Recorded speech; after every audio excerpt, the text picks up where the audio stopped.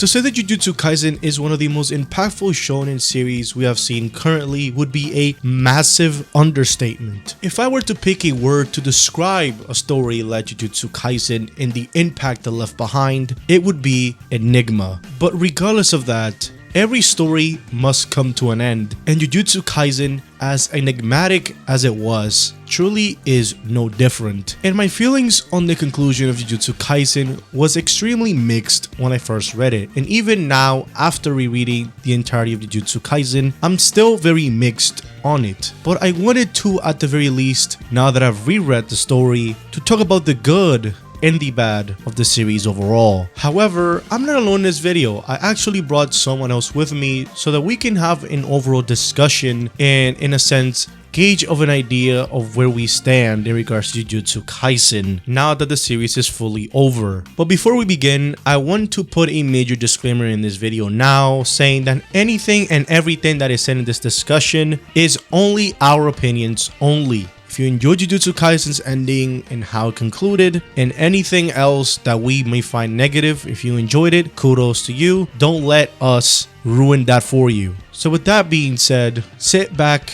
relax, and let's say goodbye to Jujutsu Kaisen once and for all. Say hi to everyone watching right now, if you don't mind introducing yourself. Hey, what's up? This is Ryuseishun here. So I guess we're gonna start with what we thought was good, and as we progress, we're gonna get into the stuff that we kind of did not like. So for me, after rereading Jujutsu Kaisen, because I read the final chapter when it first was translated by TCB, and then after reading it, I was like kind of just really not sure how to feel. It was really more negative than positive. But after that, I decided to reread Jujutsu Kaisen from beginning to end, basically. And my feelings regarding the entire thing is a lot more positive. However, there's still a lot of issues that are still prominent, so we're gonna talk about those later on. But yeah, I definitely think that a lot of the good stuff early on and in the middle of the series, it still holds up. Stuff like at the beginning with like the deal that Sukuna and Juji made in Chain, and how that plays into effect in the Culling Games arc, which it kind of is like the idea itself was great, but then the execution was kind of really iffy. But just by the mere concept itself, it was really good. And how that very deal and how Sukuna gets interested in Megumi,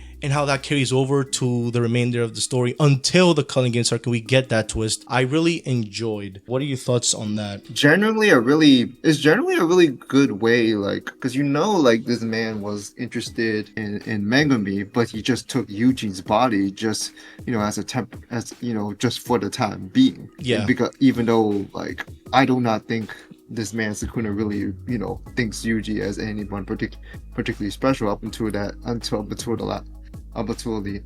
end. Yeah. He does see it in Megumi, of course. That's why he's always taken an interest. And so he set the thing of where I feel like he just set everything up. Well, not really, but he set it up to where like he could be able to take over Megumi. That was a nice twist in itself, and the foreshadowing was pretty good. But the way he was utilized where everything went down when he was in Megumi, it was not as well done. Body, that was just a mess. Like, let's be real with that. Yeah, we're gonna get into the messy parts. We're gonna get more specific later on. But yeah, I definitely think, because I feel like a lot of my issues with Jujutsu Kaisen is like a lot of the ideas presented early on in the series are really interesting and amazing, but then we get into how things were executed later on is kind of where things kind of fall apart a little bit. But yeah, in regards to the characters and I guess their personalities and how they interact with each other, I definitely found that really engaging,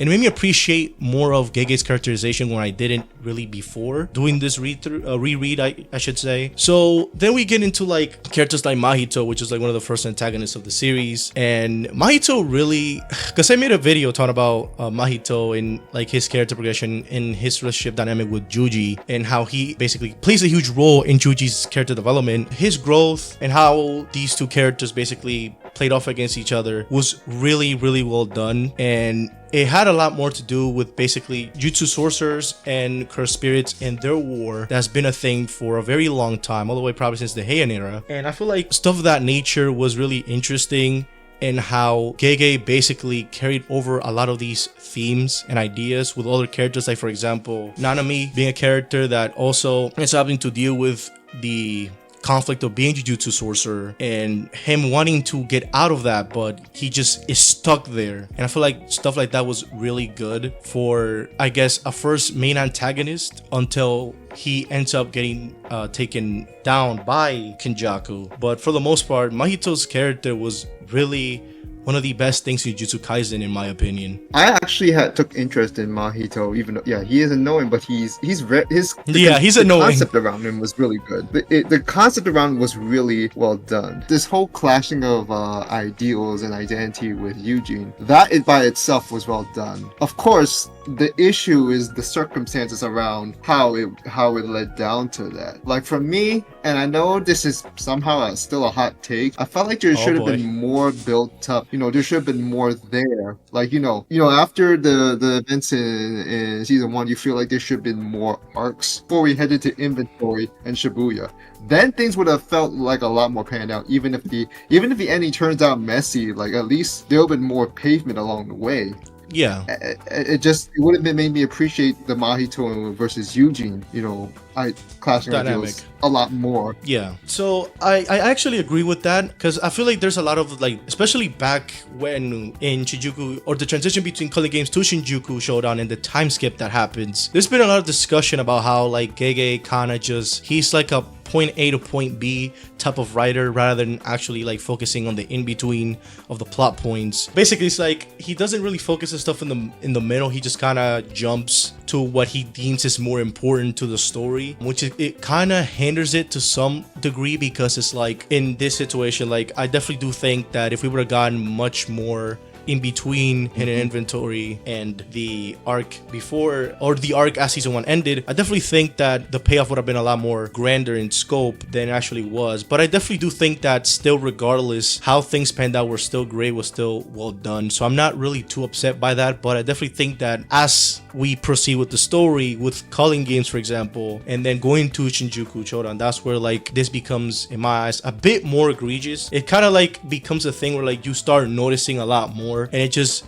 doesn't really go away. It just doesn't go away, which is just kind of unfortunate. Because like, well, I know we're probably gonna mention it, like, but it just because like we don't have those in betweens, we don't get to know more of these other characters. So we don't need. So like when they get offed, we don't really care about them, or they just or when they're sitting in the back, we don't really care about them because we don't get much of them, prior. So it's just like, what the hell? It's just like we didn't get to know enough of them. Like we don't get to know like how their relationship is with one another. I was actually gonna mention another example, and that's Miguel from JJK Zero going into into Shinjuku Showdown in his fight against in the Sukuna Gauntlet, and how like no build up for that. There was no build up for that. That was like what? It's like, as someone who is a Yuta stan, like obviously I appreciated the cameo, but at the same time it's like there was really nothing there, man. It's like, we really gotta bring him back and there's like nothing for us to get attached with at all? Okay. It's like stuff like that just gets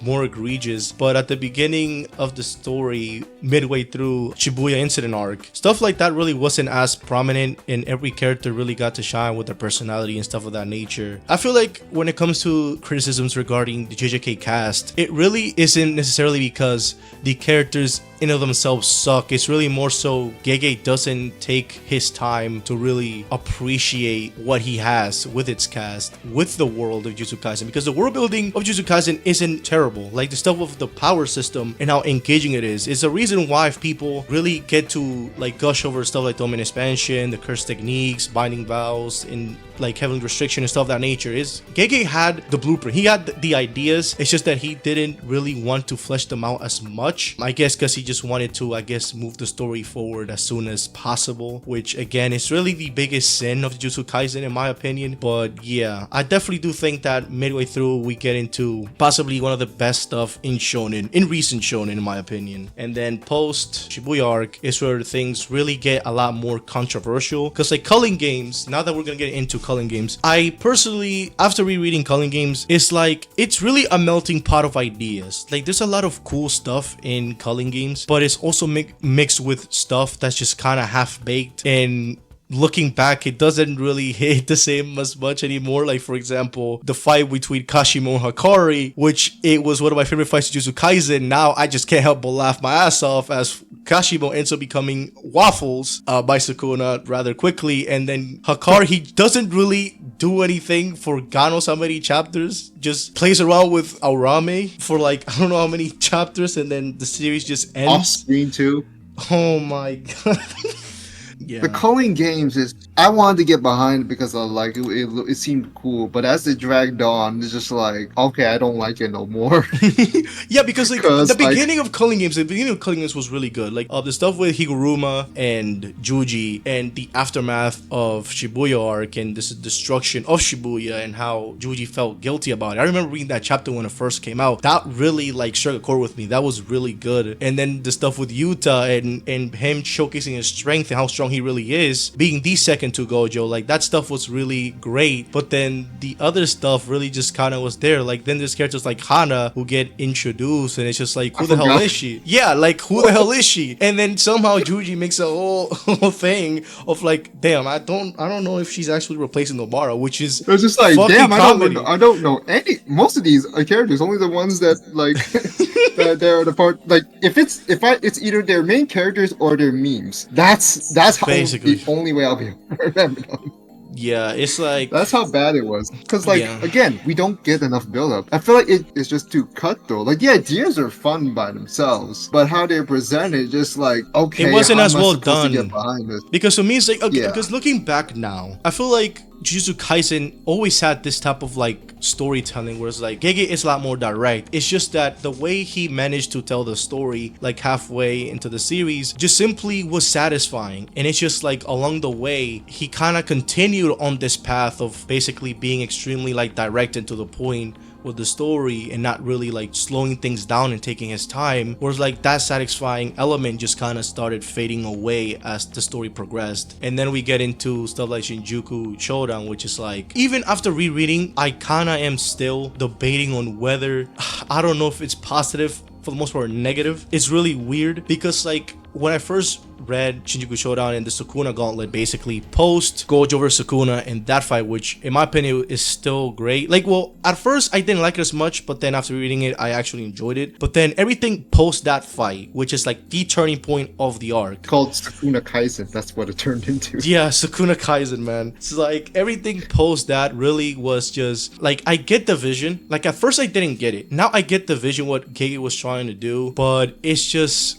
I feel like two things really held that arc back, and that is one, Megumi and how he was basically handled post body switching, and then Kenjaku and the stuff with the merger. These are the two things that really are just head scratching, because with Megumi and as after Sukuna takes over his body, basically, which again, like in and of itself that idea is great, but then we get into everything after the fact, and then basically Sukuna ends up doing this bath ritual as a way to submerge Megumi in his own body, as a way to control him, and then he ends up fighting Jirozu, which is controlling Sumiki's body, which is Megumi's sister. We don't really get much of Megumi's sister for us to really care that much, and then on top of that, we get what is in my eyes one of, if not the worst moment in JJK, where it's like they fight each other and Jirozu is just on the I want to marry you type of timing, which is like, it's not the worst thing ever, but it's just like in a fight that is determining whether, yeah,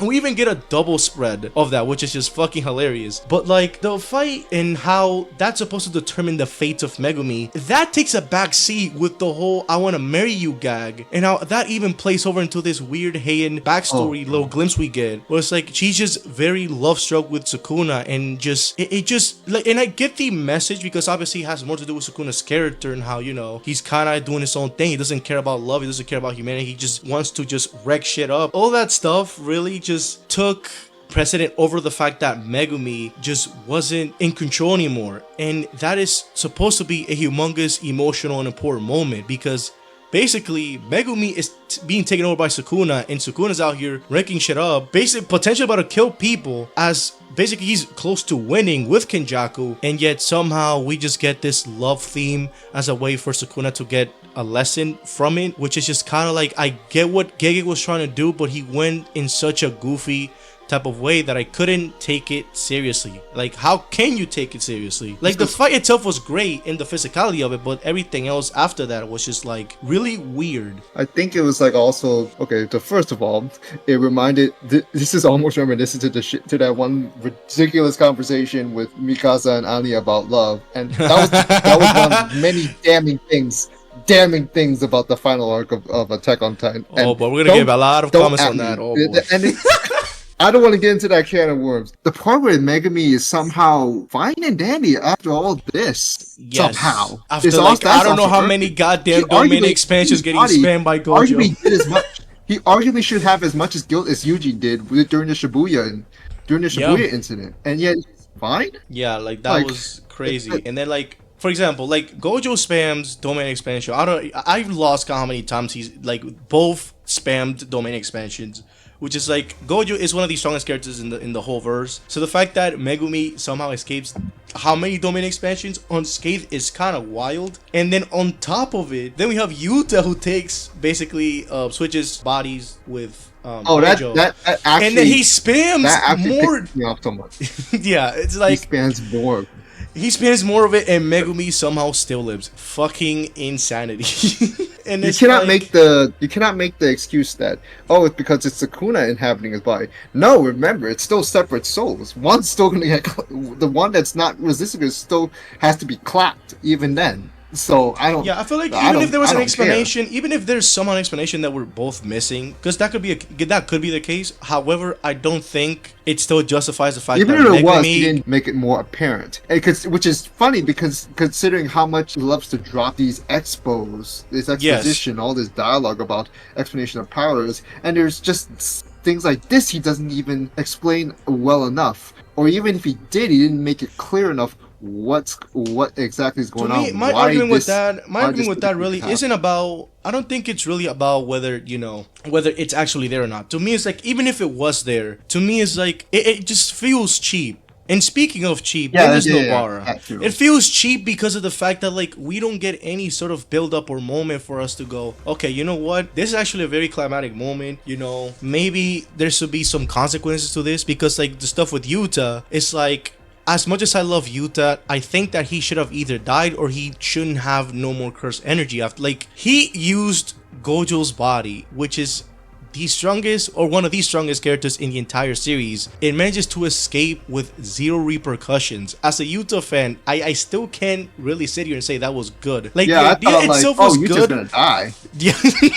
It's like the idea itself was good, because I definitely enjoyed the fact that there's this twist where it's like Yuta is talking to everybody, like, we're fighting Sukuna, like Sukuna is the pinnacle and we're out here trying to like keep our humanity intact. We have to play on his level if we want to have a chance of beating him. And I feel like that was good, but I felt like there should have been a consequence of going that far, because Gojo himself was kind of like leaving his humanity to some extent in order to beat Sukuna, and he ended up dying. I feel like Yuta dying, or at least losing something of humongous magnitude, would have been a good, I guess, consequence and payoff to that. But he just somehow is good, fine, dandy.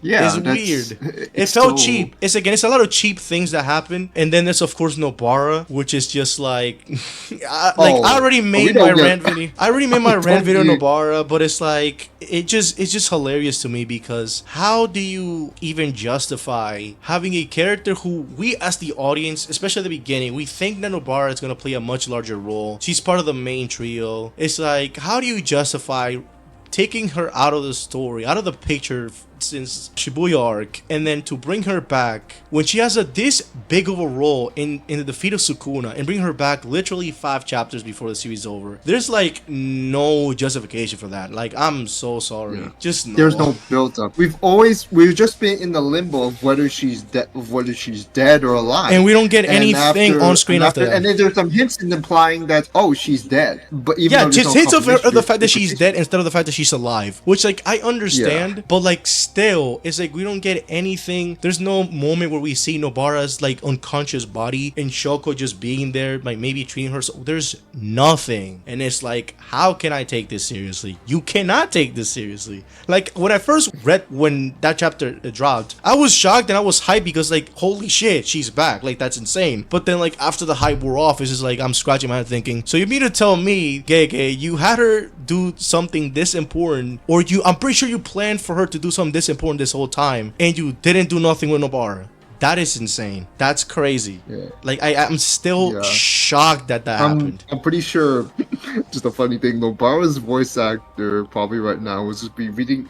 If I don't know if she's going to read the manga, but she'd be looking at him like, "Oh, okay, I have to show back up." Oh to, my back up god! That's for this little part. Holy shit! It was just like I have to sit out 2 whole seasons, and I get this one day I'm like. She gets like dialogue what? at the final few episodes of the series. The insane tonal switch of Nobara when she comes back in like the final season of Jujutsu Kaisen for it's like just the final goofy. 3 episodes. Why It's like the way that to describe the final arc of the series is just cheap. It's just cheap. And then we get into Kenjaku, which the stuff with the merger. Like Kenjaku as a character is just weird because like for me, I saw his potential, but I never truly cared about the merger because I never really thought it was going to happen. So to me, I'm in a weird position because like while I do understand why people are upset that, you know, oh my god, we basically had a fake ticking time bomb and we didn't even get to see even a glimpse of it. Like I do understand that part, but at the same time I never really thought that we were going to see the merger because of the implications of basically being the end of not just Japan but humanity as a whole. But to me, it's like Kenjaku was a character that's just like basically talked a lot of shit and he ends up fighting Takaba,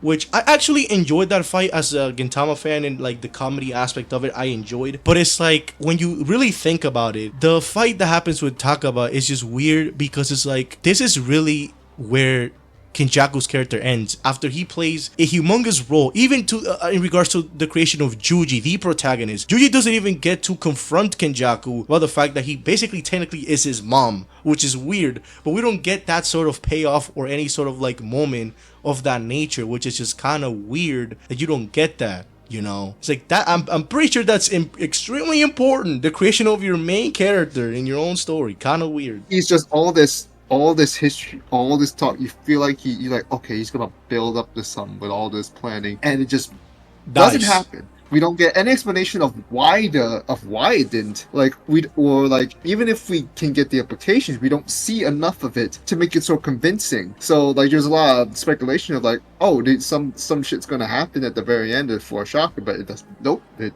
doesn't happen. And that's the thing. Like Giga just got lazy with those 2 characters. Like he's just like, oh, they're just done. So Kenjaku's way of going out just feels underwhelming, especially considering that he's claiming someone will carry on my legacy. That never happens unless if there's a sequel to JJK, which I don't think is going to happen anytime soon.